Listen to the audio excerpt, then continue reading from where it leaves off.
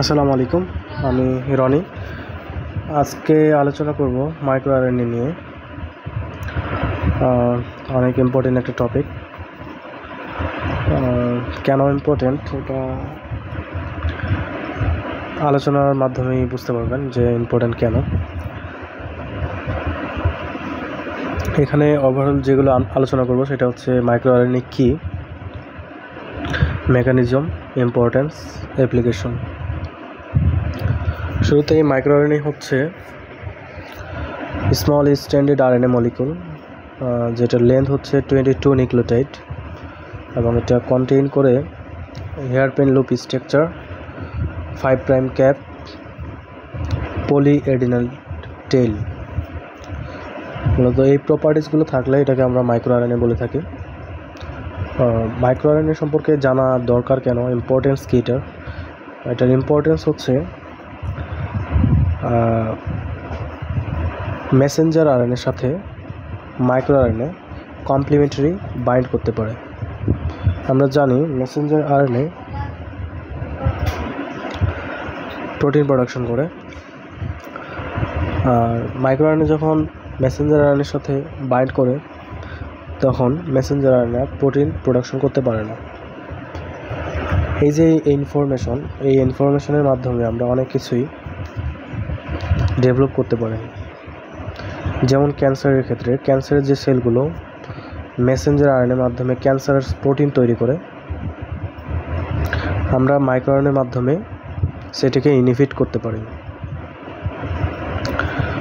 So বুঝতেই পারছো micro RNA কতটা ইম্পর্টেন্ট।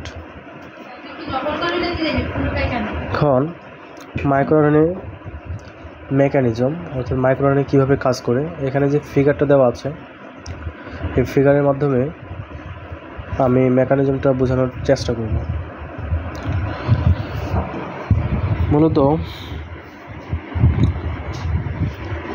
মাইক্রো আরএনএ জিন, এটা হচ্ছে একটা বড় মলিকুল ডিএনএ অথবা হচ্ছে বড় মলিকুল আরএনএতে থাকে।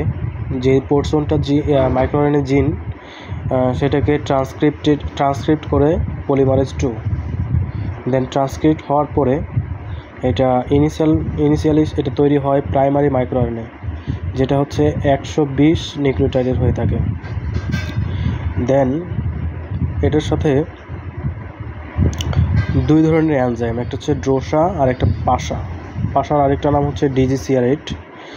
ড্রোসা হচ্ছে RNase 3 এন্ডোনিউক্লিয়াস একটা এনজাইম। দেন এইগুলো হচ্ছে একটা কমপ্লেক্স ফর্ম তৈরি করার পরে প্রাইমারি মাইক্রো আরএনএটা প্রি মাইক্রো আরএনএতে কনভার্ট হয়। দেন প্রি মাইক্রো আরএনএতে কনভার্ট হওয়ার পরে এই প্রি মাইক্রো আরএনএ এক্সপোর্টিন 5 নামে একটা ট্রান্সপোর্টারের মাধ্যমে নিউক্লিয়াস থেকে সাইটোপ্লাজমে বের হয়ে আসে। দেন সাইটোপ্লাজমে এটা কী হয়, সাইটোপ্লাজমে ডাইসার এনজাইম, এটা হচ্ছে অ্যানাদার RNase 3 এনজাইম, এটার মাধ্যমে এটা ক্লিভ হয়, যেটা হচ্ছে হেয়ারপিন লুপ স্ট্রাকচার। সেই স্ট্রাকচারটাকে সে ক্লিভ করার পরে একটা ডুপ্লেক্স ফর্ম তৈরি করে, micro RNA star duplex form. Then এই ডুপ্লেক্স ফর্মটা পরবর্তীতে RISC অর্থাৎ হচ্ছে RNA ইনডিউস সাইলেন্সিং কমপ্লেক্স, এই কমপ্লেক্সটা তৈরি হয় মূলত আর্গোনেট প্রোটিন এবং হচ্ছে TRBP।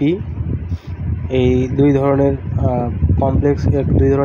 প্রোটিন দিয়ে একটা কমপ্লেক্স তৈরি হয়, যেটা ট্রাইমেরিক কমপ্লেক্স বলা হয়। সেটা কি করে, সেটা হচ্ছে এই যে ডুপ্লেক্স ফর্মটা মাইক্রো আরএনএ স্টার ডুপ্লেক্স ফর্মটাকে সে বাইন্ড করে অ্যাটাচ করার পরে পরবর্তীতে কি হয়, এখান থেকে মেসেঞ্জার স্ট্রেনটা বের হয়ে যায় এবং ডিগ্রেডেড হয়ে যায়। অবশিষ্ট যে স্ট্রেনটা থাকলো সেটাকে আমরা গাইডেড স্ট্রেন বলে থাকি। অর্থাৎ এই গাইডেড স্ট্রেনটাই মূলত পরবর্তীতে মেসেঞ্জার স্ট্রেনের সাথে কমপ্লিমেন্টারি বাইন্ড হতে পারে। যদি এটা হচ্ছে বাইন্ডিংটা এক্সটেন্সিভ লেভেলের হয় সেক্ষেত্রে এমআরএনএর ডিগ্রেডেশন হয়, আর যদি ইন্টেন্সিভ লেভেলে হয় সেক্ষেত্রে ট্রানজিশনাল রিপ্লেস হয়।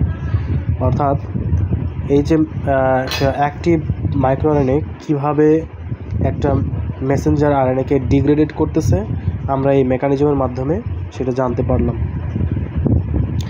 এখন মাইক্রোআরএনএ ইম্পর্টেন্স সম্পর্কে তো আমি বলেছি ইতিপূর্বে।